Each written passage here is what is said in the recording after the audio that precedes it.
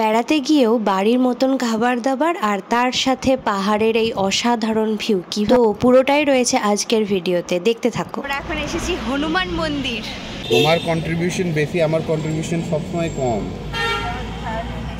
তোমাকে আমি আমার সব প্রপার্টি লিখে দিয়ে চলে যাব, চিন্তা নেই।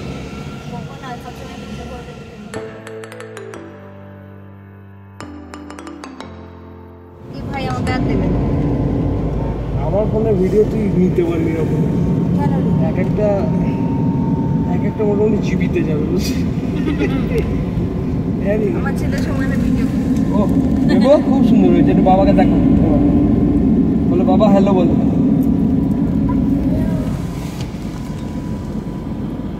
ভিডিওখানে হাই করে দাও ভাই। ও বাবা রে, আমরা এসছি চেঞ্জি। কি বলছিস? বলছি আমরা এসছি চেঞ্জি যাচ্ছি। এই ঘরগুলো একটা তুলে এই যে ঘরটা তুলে নিয়ে যাবো, একদম তুলে নিয়ে গিয়ে একটা মোনালিদের বাগানে আর একটা আমাদের বাগানে ওরকম একটা ঘর খুব ভালো লাগে। হ্যাঁ, ওই তো বেবো থাকবে ওখানে, একটা ভাব বুঝবে। Hello everyone, welcome back to my channel প্রিয়াজ family blog. আমি প্রিয়া, আমার ব্লগে তোমাদের সকলকে স্বাগত জানিয়ে আজকের ব্লগটা স্টার্ট করছি। তোমরা আগের দিনের ভিডিওতে দেখেছো আমরা পেডং যাচ্ছিলাম, তো পেডংয়ের সম্বন্ধে কিছু কথাও বলেছিলাম। এখনও অনেক কিছু কথা বলা বাকি রয়েছে। তো এই যে নর্থ বেঙ্গল অফবিট প্লেসের পার্ট 2টা শুরু করছি। শিলিগুড়ি থেকে পেডং যেতে তোমার 3 ঘন্টা সময় লাগে। শিলিগুড়ি হয়ে কালিম্পং হয়ে 100 কিলোমিটার রাস্তা পার করে তারপরে পেডংয়ে পৌঁছাতে হয়। তো এখানে একটা মন্দির রয়েছে, মন্দিরের কাছেই দেখছো কীরকম ফুলের দোকান, মানে ফুল প্রসাদ ওখান থেকে নিয়ে ঠাকুর পুজো দেওয়া হয়। আর আমাদের অনেকটা দেরি হয়ে যাচ্ছিল পৌঁছাতে, তাই জন্য আমরা আর ওখানে নামিনি। আমরা একবারে গিয়ে দাঁড়াবো তোমার হনুমান মন্দিরে। আর এখানের মানুষজন যখন নিজেদের মধ্যে কথোপকথন করে তখন নেপালি ভাষায় বলে, আর ট্যুরিস্টদের সাথে তোমার ইংরেজি বা তোমার হিন্দি ভাষায় কথা বলে। তো চলো এই পাহাড়ি রাস্তাটাকে এনজয় করা যাক।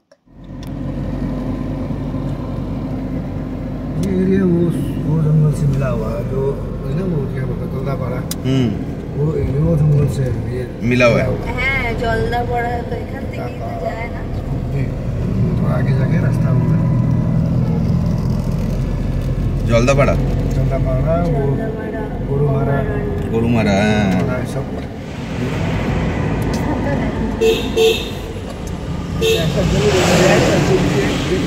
मिले जाएगा। তিস্তা নদী। তো এখানে একটা জায়গা থেকে আর একটা জায়গার ডিস্টেন্সটা অনেকটা বেশি, কিন্তু এই সিনারি দেখে তোমার মন ভালো হয়ে যাবে।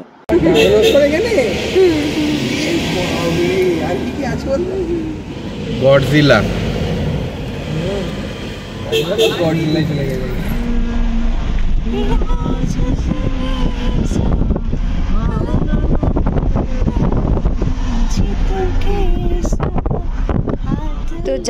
তো যাচ্ছি রাস্তার শেষ নেই। তো শিলিগুড়ি থেকে কালিম্পং যেতে তোমার 2 ঘন্টার মতন টাইম লাগে। এই তোকে কথা বলতে বলেছি এত। আর এটা 50 কিলোমিটার মতন রাস্তা কভার করে। কালিম্পং দিয়ে বেরোচ্ছি। তোমার কন্ট্রিবিউশন বেশি, আমার কন্ট্রিবিউশন সবসময় কম। তোমাকে আমি আমার সব প্রপার্টি লিখে দিয়ে চলে যাব, চিন্তা নেই। এই যে আমাদের মধ্যেও ঝগড়া হয়, কিন্তু কার ছেলের প্রতি কন্ট্রিবিউশন বেশি সেই নিয়ে। আমার বর যদিও স্বীকার করে আমারই বেশি, কিন্তু একটা সন্তান প্রতিপালন করতে বাবা মায়ের সমান কন্ট্রিবিউশন থাকে। বা মায়েরটা দেখা যায়, বাবারটা দেখা যায় না। এইটা স্কুল, এটা বোর্ড। তো তোমাদেরকে কালিম্পং সম্বন্ধে কিছু কথা জানাই। আমরা এটা কালিম্পংয়ের মেন বাজারে রয়েছি। কালিম্পং কিন্তু আগে সিকিমের আন্ডারে ছিল, এখন ওটা ওয়েস্ট বেঙ্গলের আন্ডারে হয়ে গেছে। আর তোমার কালিম্পং নিজে একটা ডিস্ট্রিক্ট, আর এটা তোমার নিম্ন হিমালয়ে অবস্থিত। জানো, আমরা হিমালয়ে চলে এসেছি। আর কালিম্পংয়ের উচ্চতা কিন্তু 1250 মিটার, যেটা পেডংয়ের থেকে বেশি। এখানেও কিছু ট্যুরিস্ট প্লেস রয়েছে। আমাদের তার মধ্যে ডেলো পার্ক দেখার কথা ছিল, কিন্তু দেখা হয়নি। আমরা যেদিন পেডং থেকে ফিরবো সেই দিন কালিম্পং রাস্তায় পড়বে, তো সেদিন দেখে নেব। কই দেখি আমার বরের মুখটা একবার। তো ওর এই পাহাড়ি রাস্তায় না খুব গা গোলায়, তাই জন্য এইদিকে একবার ঘুরে তাকাতেও পারলো না। এখন ওয়েদারটা একটু ঠান্ডা ঠান্ডা হয়ে গেছে এখানটা, বল ভাই। এখানে ওয়েদারটা একটু ঠান্ডা ঠান্ডা হয়ে গেছে, আমরা অনেকটা উপরে ঠান্ডা, ভালোই ঠান্ডা হয়ে গেছে। এই দেখ ঠান্ডা, সূর্য মামা ঢাকা দেবে বোধহয়। সূর্য মামা কেন ঢাকা দেবে? তো আমরা যত উঁচুর দিকে যাচ্ছি ততই ওয়েদারটা এত ক্লাউডি হয়ে যাচ্ছে, বেশ অন্ধকার অন্ধকার, তোমরা ভিডিও দেখেই বুঝতে পারছো।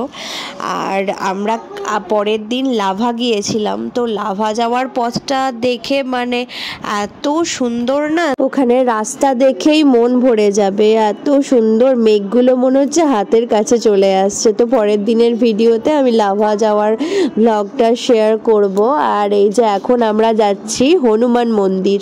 তো সব থেকে বেশি ঠান্ডা আমরা পেয়েছিলাম লাভা গিয়ে, এত সুন্দর লাগছিল, আর তোমার বৃষ্টিও হচ্ছিল হালকা হালকা। এবার আমরা তিস্তার উপরের ব্রিজ দিয়ে চলেছি। কালিম্পংয়েরও একমাত্র নদী হলো তিস্তা নদী।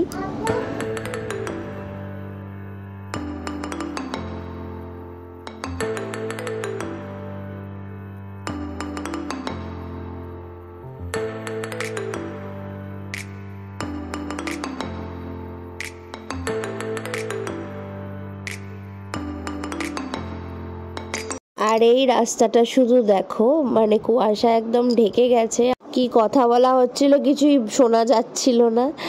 আর তোমার এখানটা বেশ ঠান্ডা ছিল। মেঘটা নেমে গেছে, দেখ তো সামনের দিকে, দেখো ওই ওপরটাই দেখো, ওপরটাই দেখো। আর এই ভিডিওগুলো সমস্তটাই আমার বর করেছে। আর এই যে আমরা হনুমান মন্দিরের কাছাকাছি চলে এসেছি। ছেলেকে নিয়ে হাঁটছি, বাবা পাই পারবি?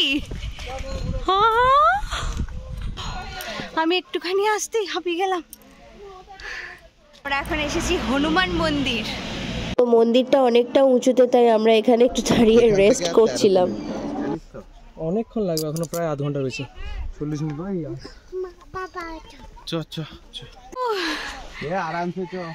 ওই দেখো হনুমানজি। আর এখানটাও বেশ ঠান্ডা ছিল, তোমার অনেকটা উঁচুতে তো, তাই খুব ঠান্ডা ঠান্ডা হাওয়া দিচ্ছিল, আর প্রাকৃতিক পরিবেশটাও খুবই সুন্দর।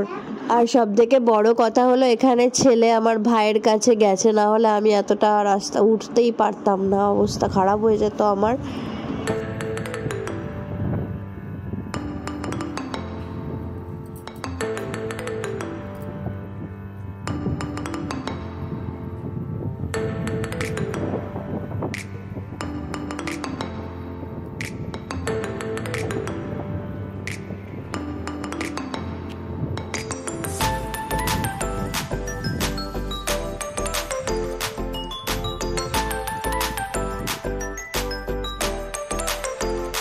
হাওয়া দিচ্ছে, বলো বেটু। এই যে ফটো সেশন চলছে, আর ওই যে আমাদের হনুমানজি।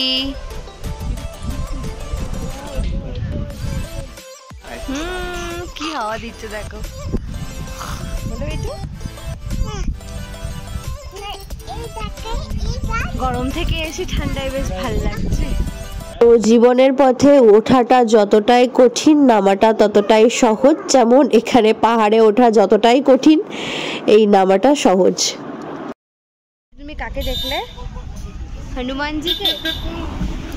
কাকে দেখলে? আর তোমার পাহাড়ে এসে ভালো লেগেছে? এই যে পাহাড় ভালো লেগেছে।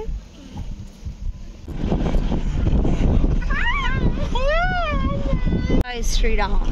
তো এবার যাচ্ছি আমরা পেডংয়ের হোমস্টেতে, হিডেন হেভেন হোমস্টেতে আমরা থাকবো পেডংয়ে। আর এখানে বেশ বড় বড় প্লেগ্রাউন্ড রয়েছে বাচ্চাদের খেলার জন্য। এই দেখো,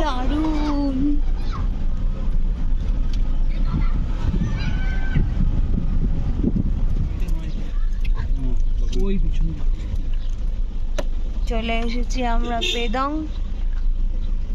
হিডেন হোমস্টে, ওই যে ওইটা। আর এখানে ওই হোমস্টেটা এতটাই খাড়াই রাস্তার উপরে ছিল যে ওঠানামা করা খুবই কষ্টদায়ক ছিল।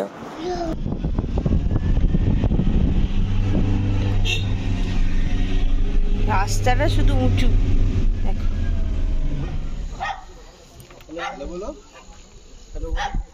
তো এই হোমস্টেটা যার তার ভাই আমাদেরকে ওয়েলকাম করতে এসেছিলেন, আর ওনারা ব্যানার্জিদের, ওনার নাম সম্ভবত সৌমেন ব্যানার্জি এরকম।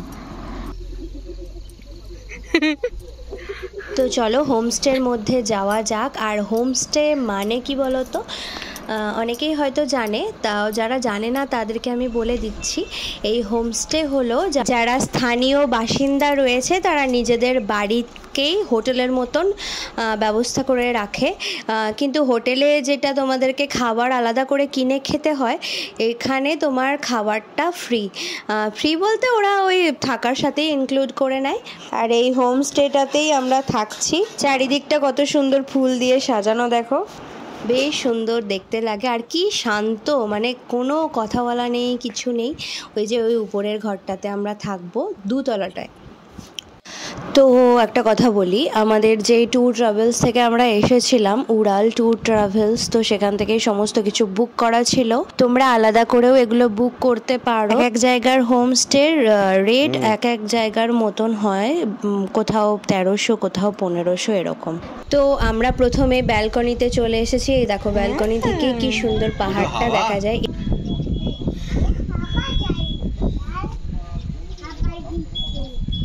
তো আমরা 3টের দিকে রুমটাতে ঢুকেছিলাম, আমাদের এখনো লাঞ্চ হয়নি। আমাদের রুম আসতে বেটু, এই যে সব নিয়ে চলে এসেছি, কিন্তু এখানে আয়না নেই, ড্রেসিং টেবিলটা। আর এই যে ব্যালকনি, দেখি। তো আমাদের এই রুমটা অতটাও পছন্দ হয়নি, তাই আমরা আবার রুমটা চেঞ্জ করে নিয়েছি। ওই সাইডের রুমটা চলে গিয়েছিলাম। আমাদের রুম তো এখানটা একটু নিরিবিলি, তোমার দার্জিলিংয়ের মতন নয়। ওখানে যেমন রাত অবধি সবাই বাইরে থাকে, এখানে কিন্তু সন্ধ্যের পর থেকে সবাই ঘরে ঢুকে যায়। আমাদের ব্যালকনি দিয়ে পুরো, এটা কি পাহাড় গো? কাঞ্চনজঙ্ঘা। তো পাহাড় দেখা যাচ্ছে, ও পিছন দিকে কাঞ্চনজঙ্ঘা রয়েছে, দেখা যাবে না। এই যে ব্যালকনি। তো ফাইনালি আমরা খেতে চলে এসেছি। ওরা সমস্ত কিছু রেডি করে রেখেছে, কিন্তু বেজে গেছে তোমার 4:30। এই যে দেখো ঘরের মতন একদম সাদা ভাত, তারপরে তোমার আলু পেঁয়াজ ভাজা ছিল, আর ছিল সাথে ডিমের কারি আর ডাল, আর পাঁপড় ভাজা কারি, আর এই যে ডালটা ভালো যে। আর এই যে ইনি খাচ্ছেন এখানে, বাইরে ভালো হাওয়া দিচ্ছে, আর এখানটা বেশ সাজানো গোছানো। তারপরে ঠিক সন্ধে 7টায় আমাদেরকে চা আর স্ন্যাক্স দিয়ে গিয়েছিল। আর এখানে পাহাড়ি রাস্তায় রাতের দিকে কেউ খুব একটা বাইরে বেরোয় না। আর এই যে ওরা বাইরে গিয়েছিল একবার, সিঙ্গারা নিয়ে এসছে। কেমন খেতে ভাই? পাহাড়ের সিঙ্গারা। ছাদে যাচ্ছি, একটু অন্ধকার হয়ে গেছে, আমরা আজকে আর কোথাও বেরোইনি, এখন শুধু ছাদে যাচ্ছি। হ্যাঁ, দুটো যাচ্ছে, এই যে ছাদে।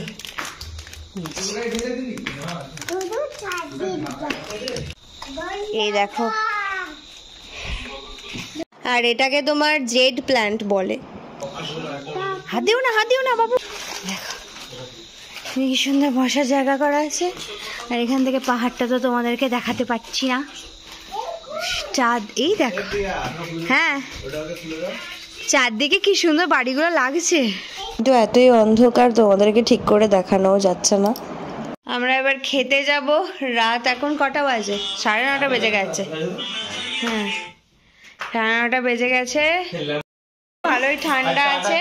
আমি এই যে আমি একটা হুডি পরলাম, এই যে ওর বাবার জুতো পরে নিয়েছে। এই দেখো,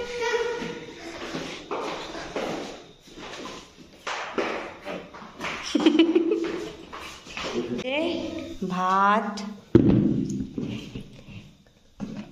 ডাল, সবজি। ডোডো এখানে এসে থালা মুছছে। এখানে কি আছে? চিকেন, আর এটাতে রুটি আছে, রুটি। চলো চলো আমরা এবার ডিনার করব সবাই। ডোডো আর মুছো না ডোডো। রান্না বান্না একদম ঘরোয়া। এই যে ভাই আমাদের সার্ভ করছে, এই যে চিকেন দেওয়া হচ্ছে, ওতেই রাখ আমি ছেলেটাকে দেবো। এই যে আমার ডোডোই খাচ্ছে। তো আমাদের খাওয়া দাওয়া শেষ করে চলে এসেছি, আর এই দেখো সিলিংটাতে কোনো ফ্যান নেই। তো তোমরা পাহাড়ে যেখানেই বেড়াতে যাও এরকমই লাগবে, কিন্তু আমাদের খুব অড লেগেছে, মানে আমার ব্যাপারটা খুব অড লেগেছে। তো এই ভিডিওটা আজকের এখানেই শেষ করছি। আর সকালবেলায় উঠে এই দেখো পাহাড় দেখতে পাচ্ছি, কি যে ভালো লাগছে। পরের ভিডিওটাতে আমরা লাভা গিয়ে কীরকম মজা করলাম সেটা শেয়ার করব। যদি ভালো লেগে থাকে আজকের ভিডিওটা, আমার চ্যানেলটাকে সাবস্ক্রাইব করে দিও, লাইক শেয়ার কমেন্ট করে দিও। টাটা, ভালো থেকো সবাই।